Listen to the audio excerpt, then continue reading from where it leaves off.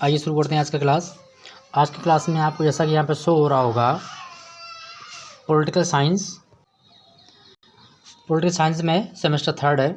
Semester third में आज study करेंगे लॉन्ग क्वेश्चन की, जिसमें लिखा हुआ है कि उत्तर औपनिवेशिक भारत में लोकतांत्रिकरण की प्रक्रिया का वर्णन कीजिए। इन्हीं की लोकतंत्र प्रक्रिया है क्या, तो इसको थोड़ा सा डीपली स्टडी करेंगे।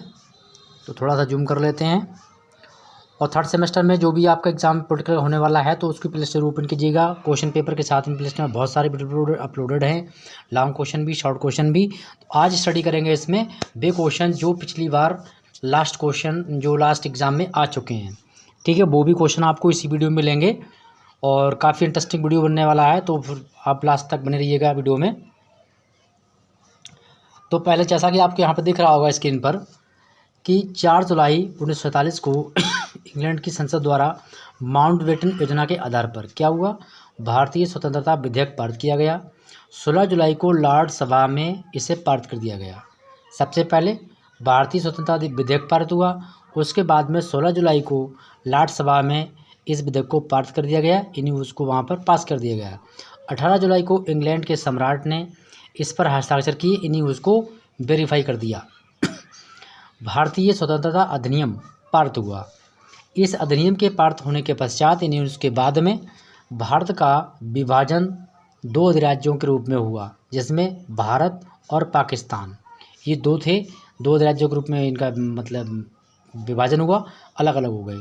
इस अधिनियम के अनुसार पाकिस्तान 14 अगस्त को आज़ाद हुआ और भारत 15 अगस्त को, यानी कि सन सेम वही है।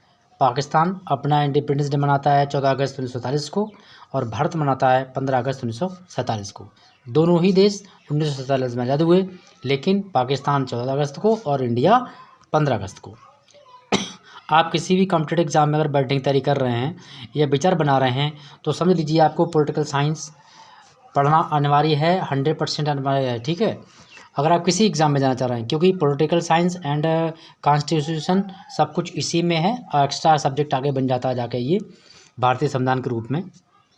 तो उत्तर औपनिवेशिक काल में भारत में लोकतांत्रिकरण की प्रक्रिया को स्पष्ट कर सकते हैं हम निम्न पॉइंटों के आधार पर, जैसे देशी रियासतों का एकीकरण। तो सबसे पहले समस्या ये आ गई थी कि विभाजन के बाद कि भारत में लगभग 9 प्रांतों के अतिरिक्त 200 यानी 9 राज्य थे, प्रांत मतलब राज्य, और 562 रियासतें थीं, यानी उसमें लोग छोटी छोटी मतलब राजाओं की जमींदारियां थीं। रियासतों में केवल हैदराबाद, कश्मीर, मैसूर की रियासतें ऐसी थीं जो आकार और आबादी की दृष्टि से पृथक राज्यों का रूप ले सकती थीं, जैसे कि हैदराबाद हो गया, कश्मीर हो गया, मैसूर हो गया। ये रियासतें ऐसी थीं अगर इनको मिलाया ना जाता तो ये एक राज्य का निर्माण भी इन के नाम से हो सकता था। और अधिकांशतः रियासतें जो थी वो छोटी थीं।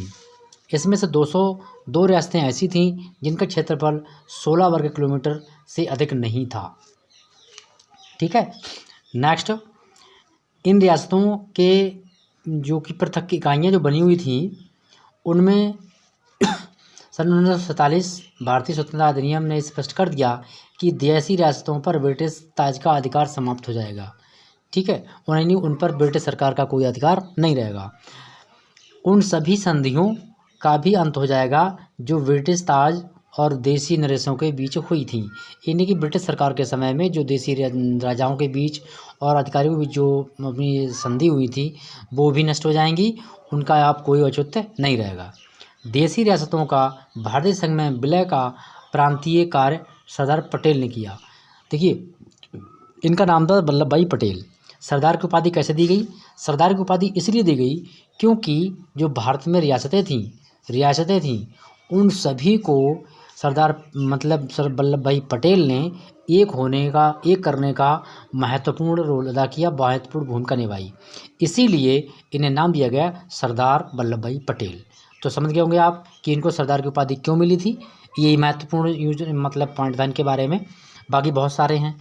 स्वतंत्रता प्राप्ति के बाद ही गृह मंत्री सरदार पटेल बने थे और उनके सम्मुख सबसे बड़ी समस्या थी देशी रियासतों का एकीकरण करना। इन रियासतों का भारतीय संघ में विलय देश की एकता और अखंडता एवं सुरक्षा के लिए आवश्यक था।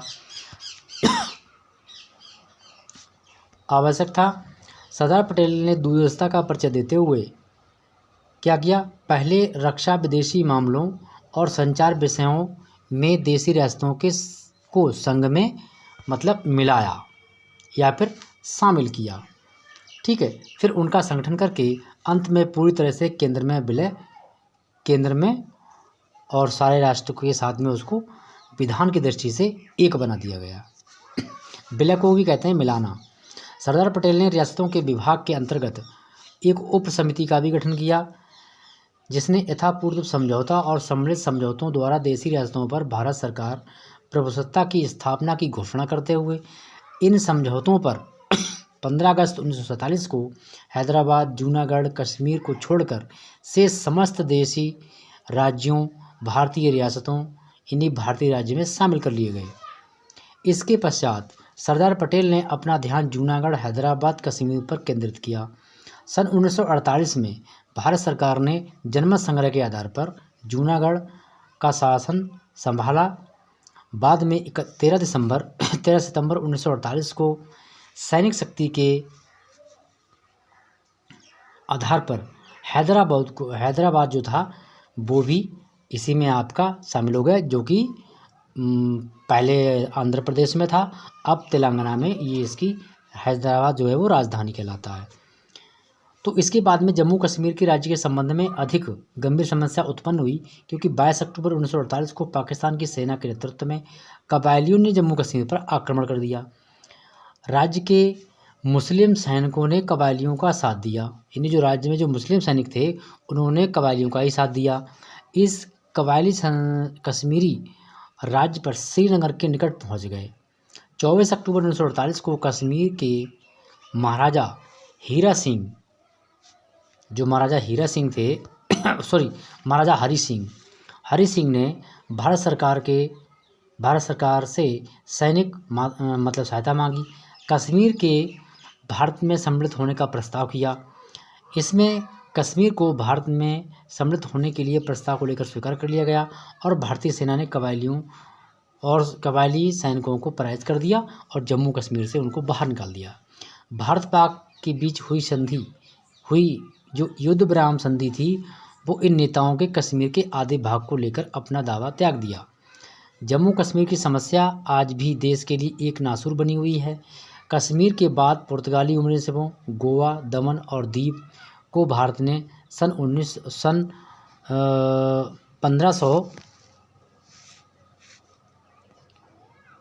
15 अगस्त में उनको मतलब शामिल कर लिया।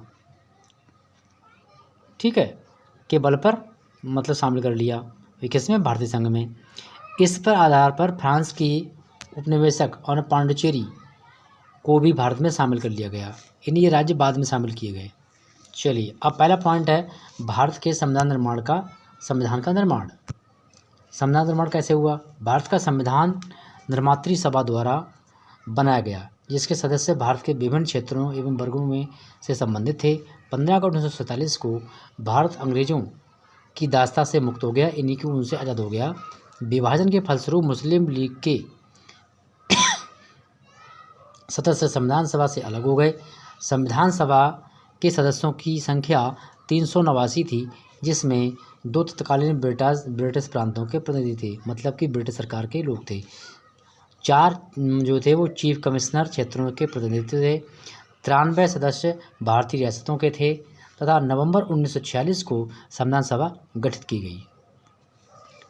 संविधान निर्मात्री सभा में doctor Rajendra Prasad, Jawaharlal Nehru, doctor BR Ambedkar, Sardar Vallabh भाई पटेल, मौलाना अबुल कलाम आज़ाद, डॉक्टर श्यामा प्रसाद मुखर्जी, सरदार बलदेव सिंह, श्रीमती सरोजिनी नायडू आदि जैसे सुविख्यात नेता मतलब सम्मिलित थे।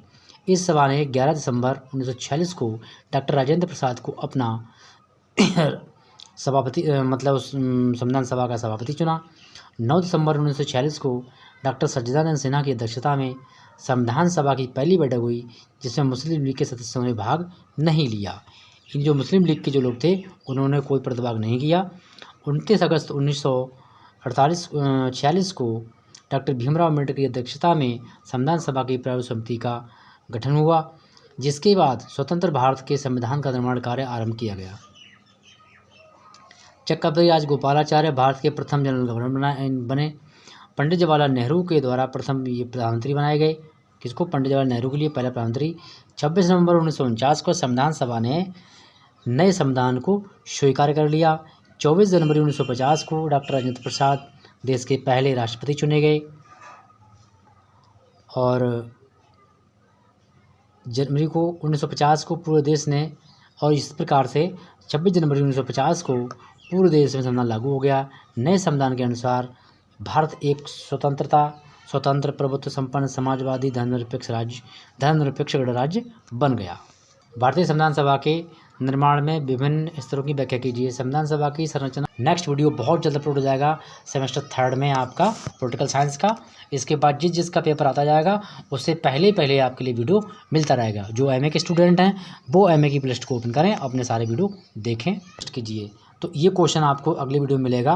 तब तक इस वीडियो को देखिए, लाइक कीजिए, शेयर कीजिए। फर्स्ट टाइम चैनल विजिट करते हो चैनल को सब्सक्राइब कर दीजिए। बेल आइकन ऑल पर जरूर प्रेस कर देना, जिससे निरंतर अपडेट आपको मिलता रहे।